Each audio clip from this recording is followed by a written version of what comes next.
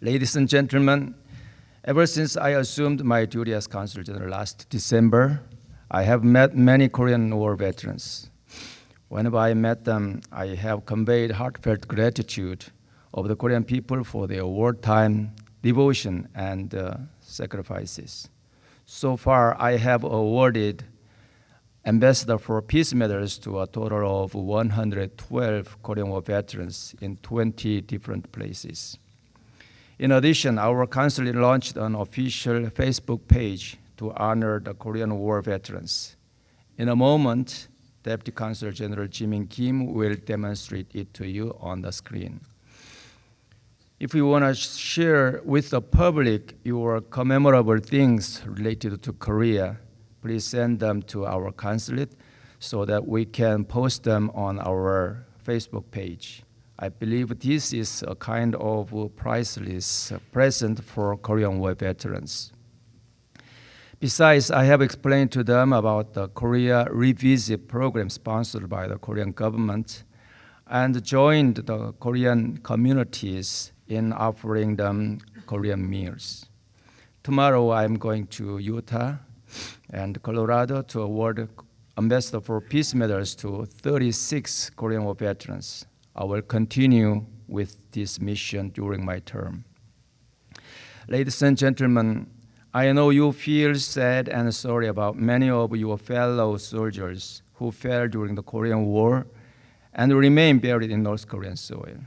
In this regard, we expect the June 12 Singapore summit between the US and North Korea to expedite the repatriation in more than 65 years of their remains back to their families. Until now, 55 remains have arrived in Hawaii and are undergoing identification process. The US and North Korea continue to cooperate to locate and excavate remains of estimated 6,000 missing US soldiers in the North. The September 19 Inter-Korean Summit was another step forward. Both parties agreed to jointly conduct a pilot project next spring to excavate the remains of fallen soldiers in a designated zone near the military demarcation line. We estimate some 200 US soldiers' remains are buried in that area. 65 years have passed since the armistice agreement was concluded. We firmly believe this humanitarian project should continue regardless of how political relations are among South Korea and North Korea and the United States. About 500 Korean soldiers who served in the Korean military during the Korean War still be kept in North Korea. So that is one issue which has been dealt with between South Korea and North Korea. Thank you. What is Kim Jong-un's motivation for denuclearization? Just touch upon the background where North Korean leader is seeking denuclearization at the moment. We think that North Korea desperately needs the cooperation from the outside world. So far, North Korea has suffered a lot from their efforts to develop their nuclear weapons. The biggest cost was their economic impoverishment. So North Korean leader now wants to obtain his legitimacy of control the country from developing its economy. That is one of the reasons we are thinking about why. Are the Ambassador for Peace medals still made from recycled, melted down barbed wire from the Korean War? Yeah, that's correct. Yeah, it was made of the metal we got from the barbed wire, which we got from the demarcation line, military demarcation line. Will the North Korean people actually be able to integrate back into the South Korean society after being brainwashed for more than 50 years, assuming President Trump is successful in creating a reunification with the South? It would be very hard task for South Korean people to accept the North Korean people into the Korean society. As you said, they have been indoctrinated into the socialist society, and they have worshipped the supreme leader. So the social system is totally different from ours. But we should do that, and the Korean people will. I think the Korean people have the sufficient patience to,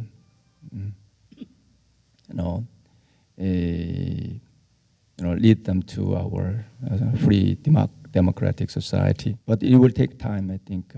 First, we will start by the Ambassador for Peace Medal ceremony to award 3 Korean War veterans or their family member on behalf of the veteran.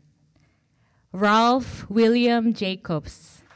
His wife, Mrs. Carolyn Jacobs, will receive the medal on behalf of the late veteran.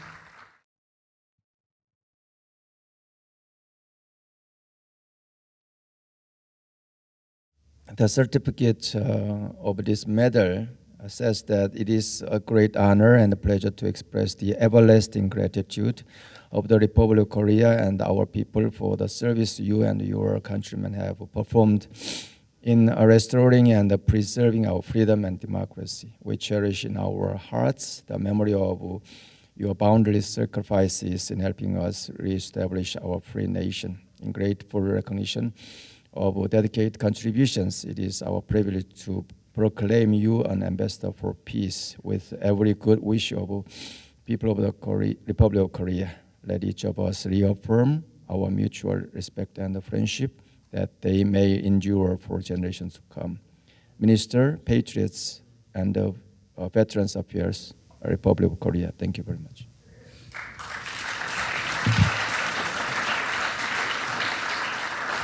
Mr. Fook Lim Lee, his son, Mr. Stephen Lee, will receive the medal on behalf of the late veteran.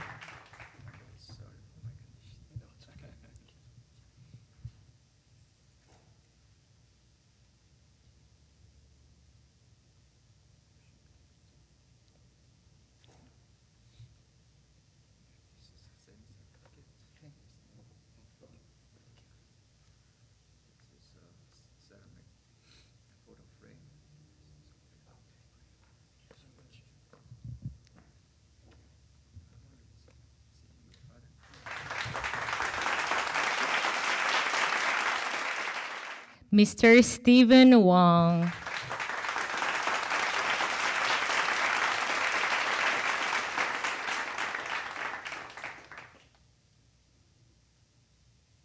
What I'd like to do now is to make a presentation to Lieutenant Colonel John Stevens, who's a veteran of Korea, and he led Able Company, 5th Marine Regiment at the battles of Pusan, made the landing at Incheon, went on to Seoul, and went up to the Chosin Reservoir.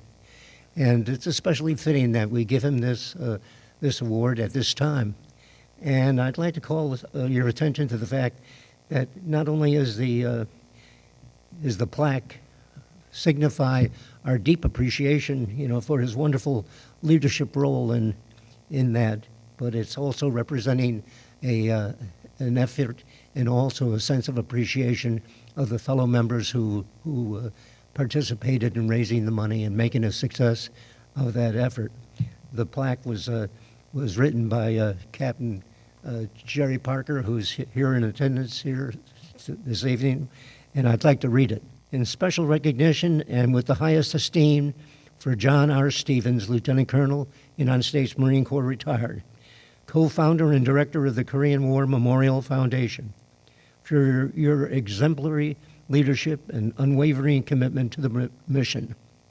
Since the formation of the Korean War Memorial Foundation in 2009, you have worked 6, often 7, days a week, devoting yourself heart and soul to the demanding mission of bringing the Korean War Memorial from dream to reality. And you accomplished that mission.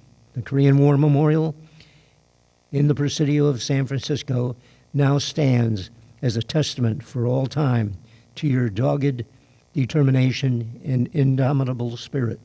Your moral example has been a guiding light for all of us in this foundation. We salute and honor you for your outstanding leadership and selfless devotion to duty. Without you, this Korean War Memorial would never have become a reality. Judge Quentin Kopp, President and Chairman of the Board, Korean War Memorial Foundation.